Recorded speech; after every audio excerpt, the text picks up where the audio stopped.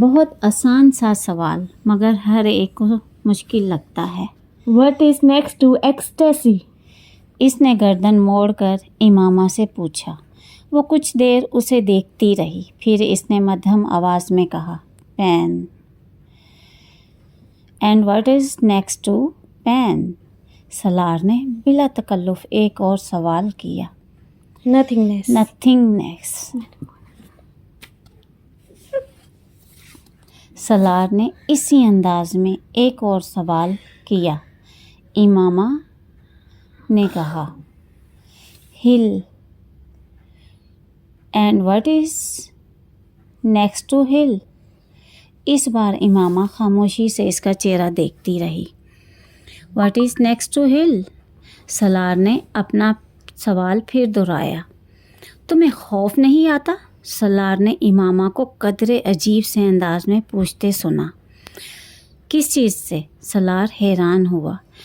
ہل سے، اس جگہ سے جس کے آگے اور کچھ بھی نہیں ہوتا، سب کچھ اس کے پیچھے ہی رہ جاتا ہے۔ مطلوب اور مغضوب ہو جانے کے بعد باقی بچتا کیا ہے؟ جیسے جاننے کا تمہیں تجسس ہے۔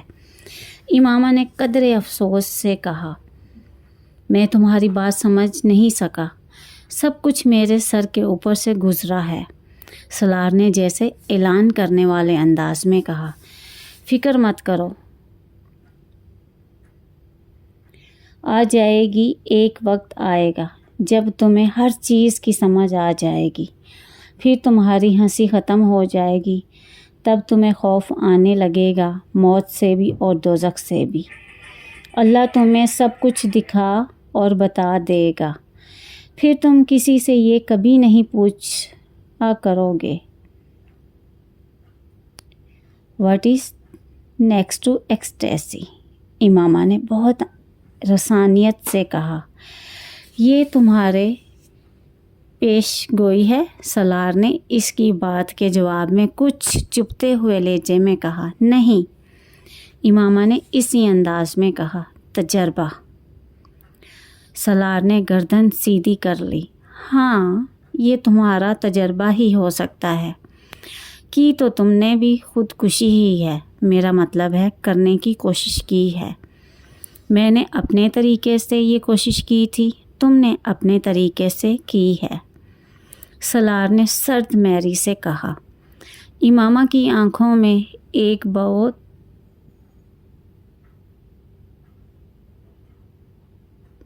بار آنسو آ گئے۔ گردن موڑ کر اس نے سالار کو دیکھا۔ میں نے کوئی خودکشی نہیں کی ہے۔ کسی لڑکے کے لیے گھر سے بھاگنا ایک لڑکی کے لیے خودکشی ہی ہوتی ہے، وہ بھی اس صورت میں جب وہ لڑکا شادی پر تیار نہ ہو۔ دیکھو، میں خود ایک لڑکا ہوں، بہت براڈ مائنڈڈ اور لبرل ہوں، اور میں بالکل برا نہیں سمجھتا اگر ایک لڑکی گھر سے بھاگ کر کسی لڑکے کے ساتھ کورٹ میرج یا شادی کر لے، مگر وہ لڑکا اس کا ساتھ تو دے۔ ایک ایسے لڑکے کے لیے گھر سے بھاگ جانا جو شادی کر چکا ہے، میری سمجھ میں نہیں آتا۔ اور پھر تمہاری عمر میں بھاگنا بالکل حماقت ہے۔ میں کسی لڑکے کے لیے نہیں بھاگی ہوں، جلال انصر۔ سالار نے اس کی بات کاٹ کر اسے یاد دلایا، میں اس کے لیے نہیں بھاگی ہوں، وہ بے اختیار بلند آواز میں چلائی۔ سالار کا پاؤں بے اختیار بریک پر جا پڑا۔ اس نے حیرانی سے امامہ کو دیکھا۔ تو مجھ پر کیوں چلا رہی ہو؟ مجھ پر چلانے کی ضرورت نہیں ہے، سالار نے ناراضی سے کہا۔ وہ کھڑکی سے باہر دیکھنے لگی۔ یہ جو تمہاری مذہب والی تھیوری یا فلسفی پوائنٹ یا جو بھی ہے، آئی ڈونٹ گیٹ اٹ۔ کیا فرق پڑتا ہے اگر کوئی کسی اور پیغمبر کو ماننا شروع ہو گیا ہے؟ زندگی ان فضول بحثوں کے علاوہ بھی کچھ ہے؟ مذہب، عقیدے یا فرقے پر لڑنا، وٹ آ ربش۔ امامہ نے گردن موڑ کر ناراضی کے عالم میں اسے دیکھا۔ جو چیزیں تمہارے لیے فضول ہیں ضروری نہیں ہے وہ ہر ایک کے لیے فضول ہوں۔ میں اپنے مذہب پر قائم رہنا چاہتی ہوں اور نہ ہی اس مذہب کے کسی شخص سے شادی کرنا چاہتی ہوں، تو یہ میرا حق ہے کہ میں ایسا کروں۔ میں تم سے ایسی چیزوں کے بارے میں بحث نہیں کرنا چاہتی جسے تم نہیں سمجھتے، اس لیے تم ان معاملات کے بارے میں اس طرح کے تبصرے مت کرو۔ مجھے حق ہے کہ میں جو چاہے کہوں۔ اظہار کی آزادی، سالار نے کندھے اچکاتے ہوئے کہا۔ امامہ نے جواب دینے کی بجائے خاموشی اختیار کی۔ وہ کھڑکی سے باہر دیکھنے لگی۔ سالار بھی خاموشی سے گاڑی ڈرائیو کرنے لگا۔ یہ جلال انصر، میں اس کی بات کر رہا تھا۔ وہ کچھ دیر کی خاموشی کے بعد ایک بار پھر اپنے اسی موضوع کی طرف آ گیا۔ اس میں کیا خاص بات ہے؟ اس نے گردن موڑ کر امامہ کو دیکھا۔ وہ اب ونڈو اسکرین سے باہر سڑک کو دیکھ رہی تھی۔ جلال انصر اور تمہارا کوئی جوڑ نہیں ہے۔ وہ بالکل بھی ہینڈسم نہیں ہے۔ تم ایک خوبصورت لڑکی ہو۔ میں حیران ہوں تم اس میں کیسے دلچسپی لینے لگی۔ کیا وہ بہت زیادہ انٹیلیجنٹ ہے؟ اس نے امامہ سے پوچھا۔ امامہ نے حیرانی سے اسے دیکھا۔ انٹیلیجنٹ؟ کیا مطلب؟ دیکھو، یا تو کسی کی شکل اچھی لگتی ہے۔ میں نہیں سمجھتا تمہیں جلال کی شکل اچھی لگی ہوگی، یا پھر کسی کا فیملی بیک گراؤنڈ، پیسہ وغیرہ کسی میں دلچسپی کا باعث بنتا ہے۔ اب جلال کا فیملی بیک گراؤنڈ، مالی حالت کے بارے میں نہیں جانتا، مگر خود تمہاری فیملی بیک گراؤنڈ جتنا ساؤنڈ ہے یہ بھی تمہارے لیے اس میں دلچسپی کا باعث نہیں بن سکتا۔ واحد بچ جانے والی وجہ کسی کی ذہانت، قابلیت وغیرہ ہے۔